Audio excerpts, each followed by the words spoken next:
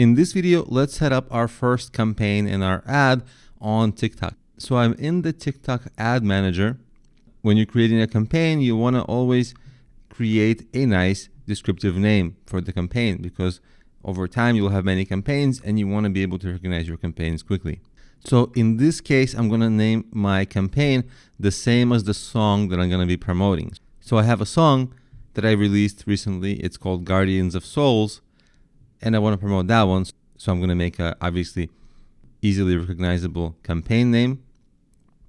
Then I'm going to choose what I want my goal to be, like website conversions. That's if you're selling something or getting people to sign up for some form. App installs, obviously, if you have an app. Lead generation is if you're trying to collect leads, which has a little bit overlap with website conversions, but website conversions can also mean sales. And there's also website traffic. This is the easiest to get. And for most of us, this is sort of the easiest thing to set up. And this is the goal for everybody. Not everybody has something to sell. Not everybody is trying to get leads, but certainly we all want our TikTok traffic to do something else. Maybe go to our Instagram, our YouTube, our website, etc. So let's choose website traffic. So we'll choose website traffic, and the campaign name is Guardians of Souls, and we'll click continue. Now, here's how it works. They ask you for your ad group name, and you might wonder, like, why do I need to do that? Because I just gave the campaign a name. What's the deal here? And you see on top here, you see one campaign can have many ad groups, and each ad group can have many ads. This is usually how ads are organized. It doesn't matter if you're on Facebook ads or YouTube ads. This is the structure of ads online for the most part. And so you want to give your ad group a good name as well, so that when you have other ad groups, you want to distinguish them. You could just say first ad, just to make your life easier. After that, things get a little more interesting. Placement and targeting. So the placement type, this is where your ads will appear. So you click that, and it will tell you select placement or automatic. If you select placement, you get to choose in which spots you want your ad to be. So some things I don't want, like this top buzz thing, I don't want that necessarily.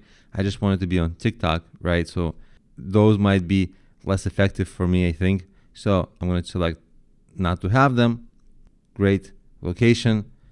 For now, I want to advertise in the United States. You can even choose which state, but right now I'm not going to choose any state. I'm just going to choose all of them. And I'm going to get out of that. And I'm going to collapse location because I already picked it. And then gender, age. This is also important. So for my music, it's probably not for kids. So I want to make sure I don't advertise to kids. So I'm going to select 25 to 34, this and this.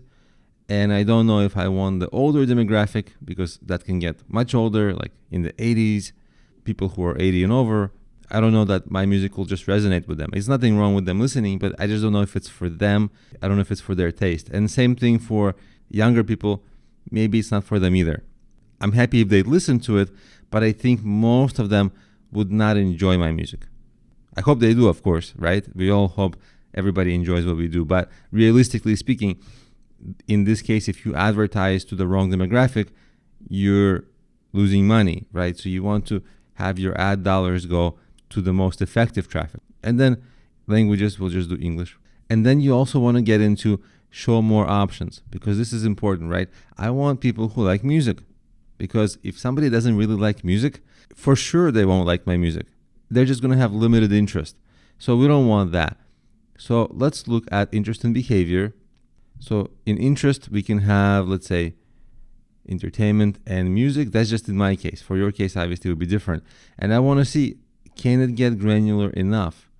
Like, I want to find music, not really finding anything. This is a lot about television, right? So I don't want this. This is the wrong kind of entertainment for me. It's more like TV and news and celebrity. This is not what I'm doing. So this doesn't fit.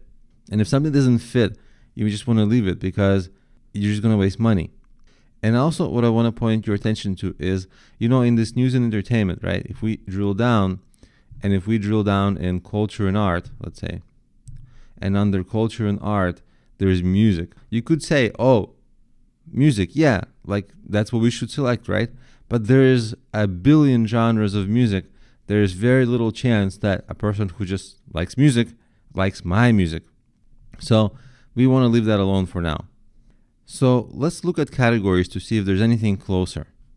Again, we have entertainment. So we have a performance option, but there's nothing there.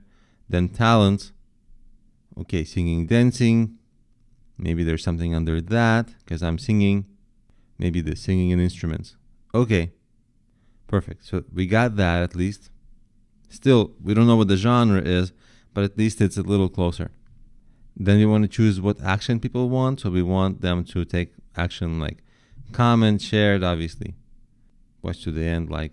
All these are great. And then the device is not as important here because everybody's going to be watching on a mobile device because it's TikTok. So it's not so much of an issue. Is it like Android versus iOS? In other platforms, you have the option of desktop, which would represent a big difference. Here is not a huge difference. And then connection speed, you just take 3G and 4G, and you probably don't want the 2G because it's going to be too slow and Wi-Fi is fine. And then you want to set your budget. So the budget might be $5 a day is reasonable, and you can say daily budget or total. So daily, the total is called lifetime budget here, but you want to set it daily and just monitor things every day, how things run continuously. And then you want to set your bid price. The lowest cost option will give you the chance to get the most people seeing your content. So for now, let's choose that. And it's giving me a little error saying you have to have a budget of $20 or more. So I'm going to say that per day. Okay, it's happy now. And we'll say continue. On this next page, it asks me to upload creatives. So you want to upload a video. That's going to be your ad. In my case, it's a part of the song. And it takes a second to upload. Then you do quick optimize. They all seem about the same in this case. So you confirm. Then you have your ad creative. It's uploading here. Then you want to add a display name. And the display name should be something interesting and should not be too long so people read it. In this case, I'm not sure this is such an exciting title, but it has the word new. I think the word poets for most people makes it unexciting, but kind of like this. And then you want to say in the text like full song on my YouTube and TikTok, and then call to action. I just want people to go to my website. I have a music website that's touched by a song. So I want them to click over to the website. That would be great. And then you want to choose the call to action. So in my case, I want them to come to the website and listen to all my music or just that song. So it would be listen now. Perfect. And then profile image. We'll add some cool image. This image, kind of cool. Submit. Then you just click this checkbox, agreeing to do things. For most people, we won't have a tracking URL, so we'll not use that. And then you'll see on the right side, there will be an ad here. This is how the ad might appear. This is how the video will appear. And people can click on my profile image right here and actually go to my profile. The only thing is you would want to revisit your display name. Actually, I made a little typo earlier in the video. The display name is actually your account name. So the display name, in my case, would be Alex Gnedinic. And the text would be the text that is supposed to attract people. So I try to make it attractive, but every time I try to make things more attractive, I make it too long. So I have to now cut it down. So let's just read it together and then we'll cut it down. Incredible new song from singer-songwriter Alex Gnedinic. Honestly, singer-songwriter may not be necessary because it's kind of implied. Alex Gnedinic is also too long, but it's good for branding. About the magic of music and poetry. And maybe music and poetry, I can just use one.